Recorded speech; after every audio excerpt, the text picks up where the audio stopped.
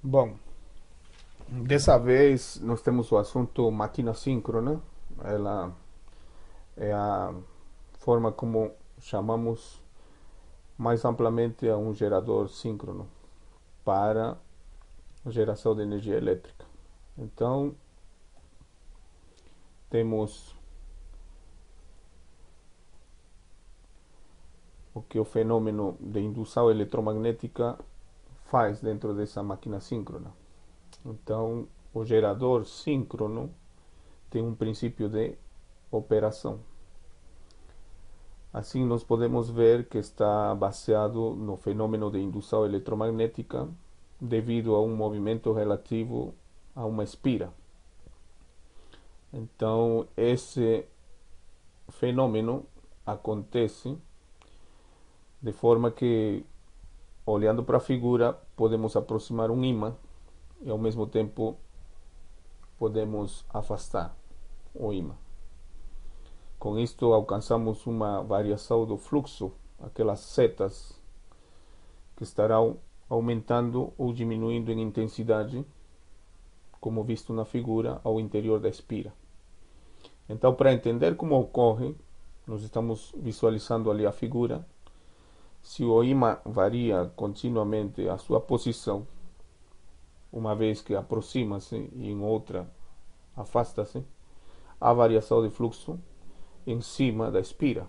Esse fluxo é um fluxo magnético, existindo aumento ou diminuição de sua intensidade.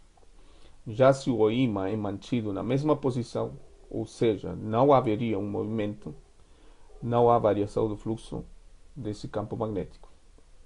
Então não estaríamos tendo o fenômeno de indução eletromagnética. Bom, como o fenômeno de indução eletromagnética é visto pela experiência como resultado do movimento relativo entre um ímã em relação a uma espira, podemos ver ali nos círculos em vermelho o fluxo de uma corrente. Essa corrente surge a partir desse movimento relativo que o ímã tem em relação à espira. Então, comporta-se de uma forma contrária ao fluxo que irá contrariar o afastamento ou aproximação do ímã enquanto chegue mais perto ou se afaste da espira. Temos a regra da mão direita, ela segue a mesma direção que a corrente com o dedo polegar, ali na esquina inferior direita, e em volta com os dedos nós temos o sentido do campo magnético. Então, se vemos isso na espira, é que a mão está por dentro da espira, os dedos terão a direção do fluxo. Isto poderá ser o fluxo que aproxima-se em relação ao ímã que estamos introduzindo, e a corrente terá um fluxo no sentido do dedo polegar ao interior da espira, não? Em relação ao condutor que forma a espira. Então, esse fluxo gera, essa variação do fluxo estaria gerando o fluxo dessa corrente. Porém, nós podemos dizer que entre os dois extremos da espira temos uma tensão. Isto depois se complementa com as leis de Faraday e de Lenz. Então, o movimento relativo poderá ser entendido tanto se nós pudéssemos ter a espira fixa e o ímã móvel, se aproximando e se afastando, ou vice-versa, nós teríamos o ímã fixo e a espira se afastando e se aproximando do ímã. Teríamos o mesmo fenômeno acontecendo.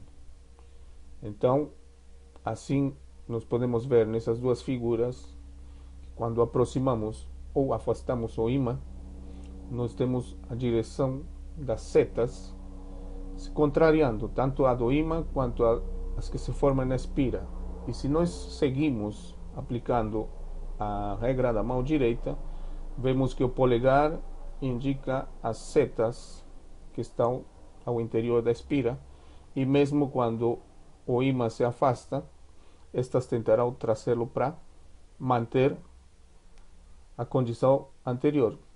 E por isto nós temos um sentido para a corrente. Então, se houver um aumento do fluxo do campo magnético pela aproximação do ímã, a corrente irá tomar um sentido para manter o fluxo de campo magnético de sentido contrário ao fluxo de campo magnético do ímã. Então, nós teríamos uma forma de segurar o ímã enquanto ele está se afastando. As linhas, no caso para o fluxo que estaria sendo gerado na espira, tenta trazer o ímã para dentro, enquanto quando o ímã se aproxima, tenta rejeitar. Então, se houver a diminuição do fluxo de campo magnético pelo afastamento do ímã, a corrente irá tomar um sentido para manter o fluxo de campo magnético com o mesmo sentido do fluxo de campo magnético do ímã. Então, se vocês estão vendo ali, temos os dedos contornando a espira e o dedo polegar na direção das setas do fluxo. Então, esse fluxo está, no caso para o ímã, se afastando, estão nessa direção, tentando puxá-lo para dentro da espira. E se for ao contrário, enquanto o ímã se aproxima, estas setas tentam contrariar esse movimento. E, porém, os dedos estão indicando a direção da corrente e o fluxo de campo magnético seguiria a direção do polegar, tanto na primeira quanto na segunda figura, A e B. Então, para resumir esse fenômeno, nós temos tanto a lei de Faraday e a lei de Lenz. A lei de Faraday nos diz que a variação do fluxo magnético induz o aparecimento de uma corrente elétrica induzida na espira, o que equivale ao aparecimento de uma força eletromotriz, uma FEM, ou voltagem induzida na espira. Devemos lembrar que a variação ocorre pelo movimento relativo. Essa variação do fluxo magnético deve-se ao movimento relativo. Uma espira está fixa e o ímã está móvel, ou vice-versa. Também a lei de Lenz nos diz que a corrente elétrica induzida em uma espira por um fluxo ou pelo fluxo magnético variável tem sentido tal que o campo magnético que ela cria tende a contrariar a variação de fluxo magnético através da espira. Então, é o que vimos nas figuras anteriores. Uma tensão induzida, nós podemos chamá-la de E, com uma dependência do tempo, fará fluir uma corrente elétrica na espira com tal sentido que se o fluxo de campo magnético opõe-se à variação que a produziu. Era o exemplo da figura anterior. Então, a lei de Lenz também disse a tensão induzida é dependente do tempo, porque ocorre, se opõe à variação do fluxo magnético no tempo. Essa variação pode ser descrita com essa equação, um diferencial de φ, dependente do tempo, e essa que é a fórmula que nós temos ali embaixo. De sentido de sinal contrário, ainda porque nós temos uma variação contrária. Qual é a aplicação prática do fenômeno da indução eletromagnética? A aplicação prática para esse fenômeno está dada no funcionamento de geradores. No caso, aí temos o exemplo para um gerador, para um transformador e também para motores, diversos tipos de motores. Neste caso, é um motor de indução. Então, essa é uma aplicação prática próxima do que nós conhecemos para indução eletromagnética. Então, visto que a máquina síncrona, na especificidade para gerar energia elétrica, temos o gerador elétrico. Esse gerador elétrico é chamado de gerador síncrono. E já vamos ver por quê. Dentre as máquinas elétricas rotativas, ali podemos ver as figuras, temos dois exemplos, né? Máquinas bastante grandes, pelo tamanho comparado com as pessoas que ali se mostram na figura. A máquina síncrona está considerada uma importante invenção para a conversão de energia. Deve o nome de máquina síncrona à capacidade de manter a velocidade mecânica, isto é, uma quantidade de revoluções por minuto, RPM, do motor igual à velocidade elétrica. Estaríamos tentando entender que essa velocidade elétrica tem a ver com a quantidade de ciclos que ocorrem pelo giro do gerador. Então, isto tem a ver com a quantidade de hertz. No sistema brasileiro, nós estamos falando de 60 hertz. Bom, da tensão alternada do estator, né? No estator. Então, ou seja, ambos giram na mesma velocidade. Então, enquanto essas velocidades, tanto mecânica quanto elétrica, são iguais, nós podemos dizer que existe um sincronismo. Dali o nome de máquina síncrona, porém, para gerar energia elétrica, nós temos o famoso gerador elétrico síncrono. É uma máquina síncrona. A máquina síncrona, no caso, poderia ser monofásica ou poderia ser trifásica. Bom, nas aplicações que nós temos na realidade, na atualidade, são trifásicas, né? Até pela quantidade de potência que elas devem gerar. Tudo dependerá de aspectos construtivos, né? Então, máquinas muito maiores, possivelmente todas são trifásicas. A máquina síncrona pode ser utilizada como gerador ou como motor síncrono. Bom, o nosso interesse no momento é vê-lo como gerador síncrono. Dessa forma, a máquina síncrona é capaz de converter energia mecânica em energia elétrica e vice-versa, respectivamente, porque nós estaríamos tentando ver aquela máquina já não como um gerador, sino como um motor síncrono.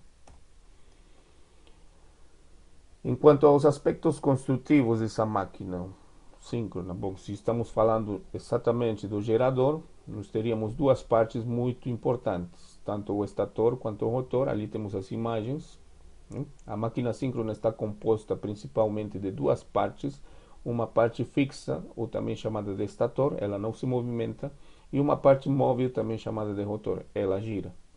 O estator está constituído de um conjunto de placas. Estão vendo ali a terceira figura logo em cima para o estator. E estas placas vão se juntando até formar esse sólido, esse bloco, esse cilindro, onde temos os enrolamentos do estator. Não sendo um material maciço, isto é para limitar perdas, para evitar que tenhamos problemas durante o funcionamento da máquina. Bom, enquanto ainda aos aspectos construtivos, o estator na máquina síncrona, e estaríamos falando já de uma máquina síncrona trifásica, possui três enrolamentos cujos eixos magnéticos estão defasados 120 graus. Então, os enrolamentos que poderão estar associados ao estator são três, e eles estão distribuídos de alguma forma homogênea dentro dessa estrutura. Então, existindo 120 graus entre os enrolamentos. No interior do estator encontra-se o rotor. Então, ali para a parte inferior nós temos o rotor, na figura, nas duas figuras, né?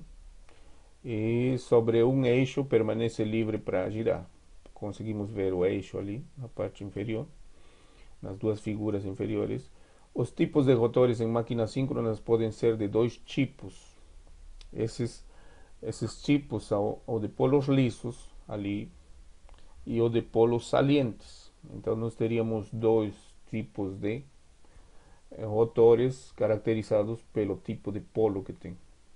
Então ali nas figuras A e B nós temos à esquerda, para a figura A, teríamos um rotor de polos lisos, e à direita, para a figura B, teríamos um rotor de polos salientes, sendo que os dois podem ter dois polos, tanto em polos lisos como em polos salientes. E bom, ali a figura direita também há quatro polos salientes e há quatro polos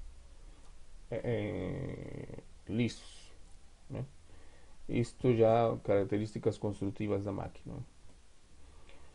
Bom, então, quando a máquina gira, é necessário ter acesso aos enrolamentos do rotor. Então, o rotor possui um enrolamento que está alimentado eletricamente desde uma fonte de corrente contínua por meio de escovas e anéis coletores. Então, na foto de frente, podemos ver aí a imagem um pouco mais escura que a fotografia.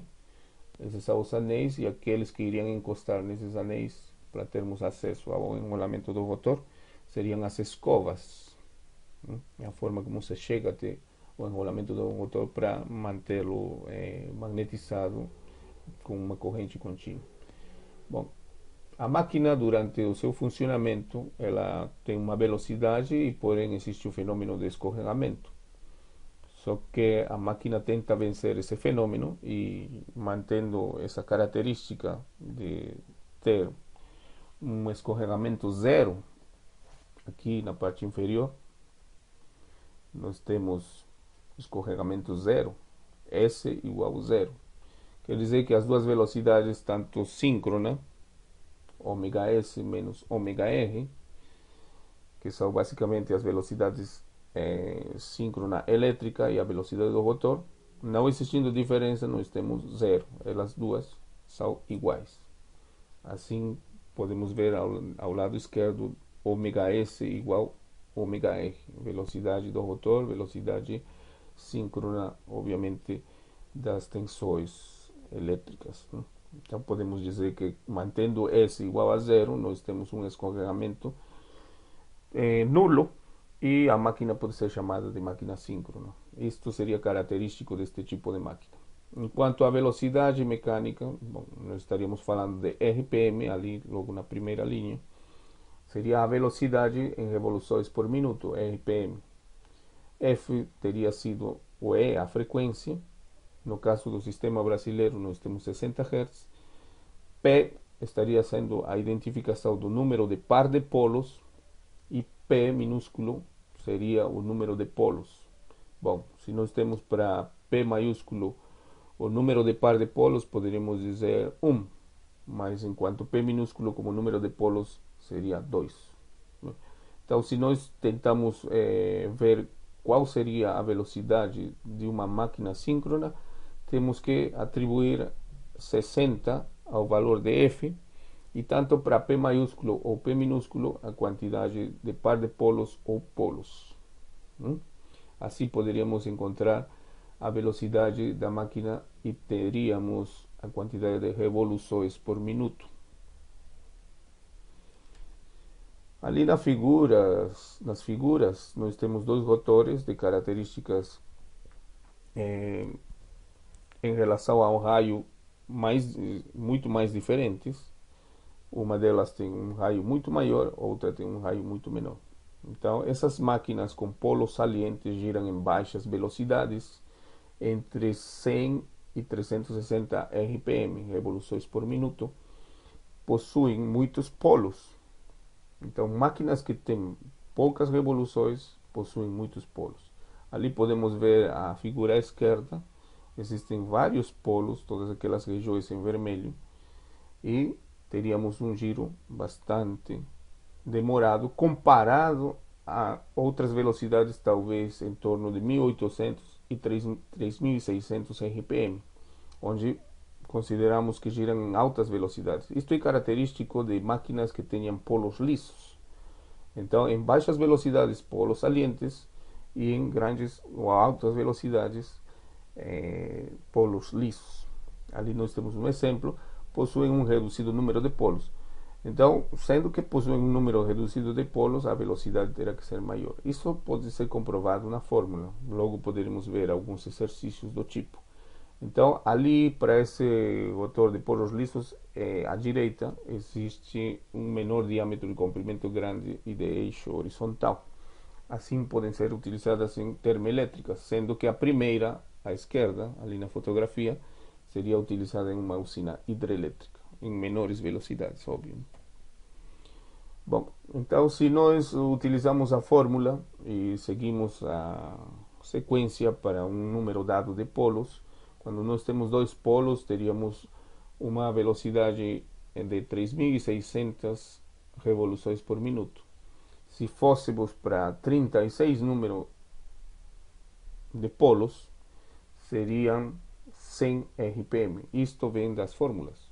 Então temos o número de polos 36, o número de par de polos seria 18, o número de polos seria 2, então teríamos par de polos 1.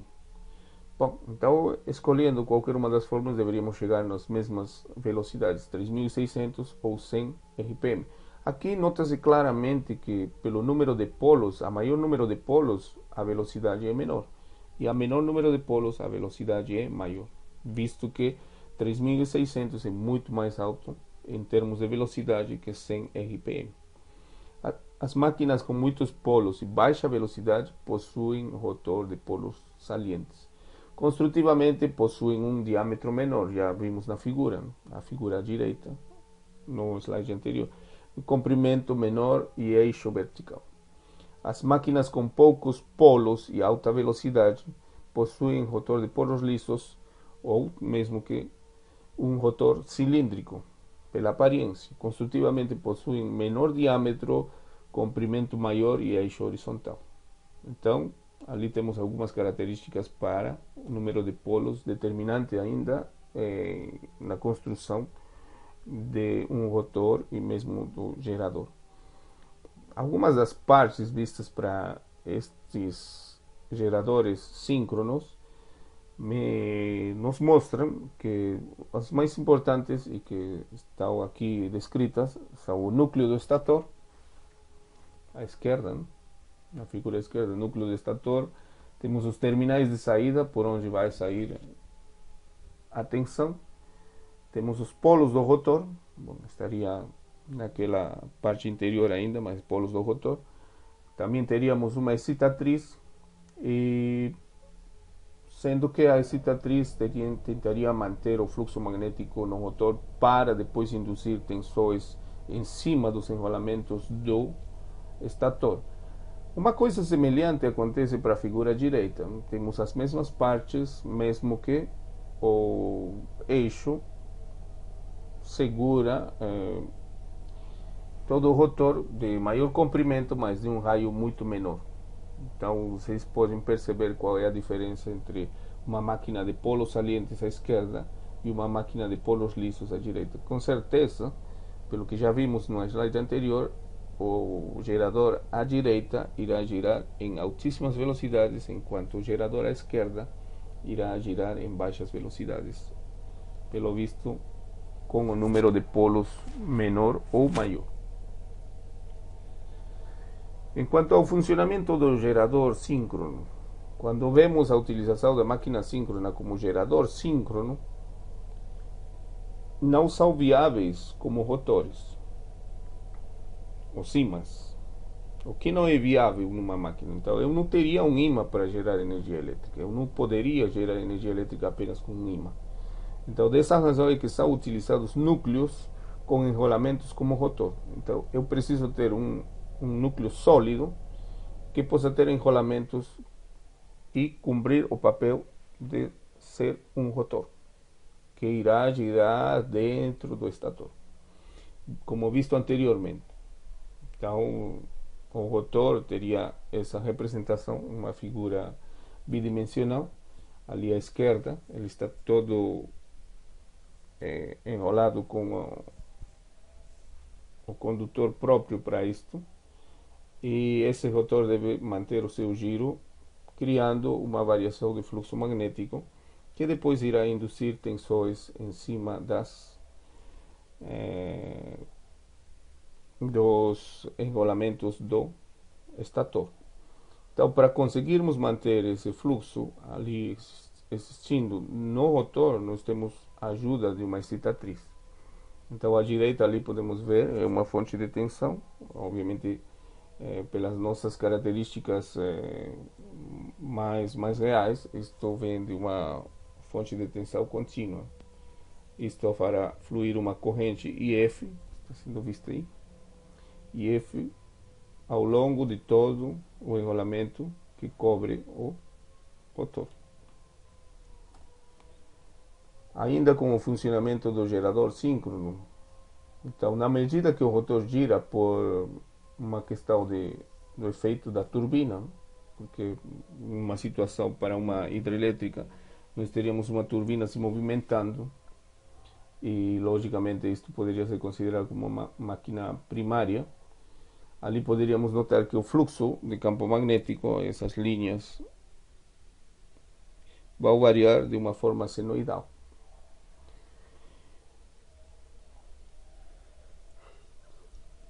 Isto entre os eixos magnéticos dos enrolamentos do estator e do rotor. essa variação senoidal pode ser vista na figura abaixo. Então, assim como está girando o rotor, ele magnetizado, ele tem um fluxo magnético variável que comporta-se da forma como a onda senoidal está apresentada ali, na figura à esquerda. Devemos lembrar que os enrolamentos do gerador síncrono são 3. Isto porque construtivamente são os geradores mais eficientes e pode-se gerar muito mais energia elétrica nessa configuração bem característica de máquinas trifásicas e ainda mais nesse nível de quantidade de geração de energia elétrica. Como resultado da variação do fluxo senoidal, esse efeito, somado ao giro do rotor, que está magnetizado, induz tensões senoidais nos enrolamentos.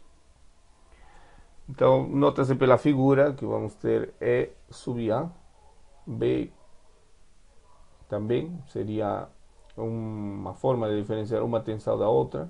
Então, teríamos E sub B e finalmente teríamos E sub C. Teríamos 3 tensões acontecendo de uma forma senoidal cada uma delas e defasadas 120 graus, até porque já os enrolamentos do estator estão separados 120 graus, todos um de outro. Ali ao meio temos as expressões trigonométricas que descrevem as tensões elétricas para esses casos. Então temos E sub A, E sub B e E sub C. E ali também pode-se comprovar que entre uma e outra existem 120 graus. Bom, aqui nós teríamos que nos deter porque existe um questionário de número 1 que está disponibilizado no Moodle e nós temos também um fórum de dúvidas através do Moodle para qualquer uma que pudesse se apresentar em relação ao assunto.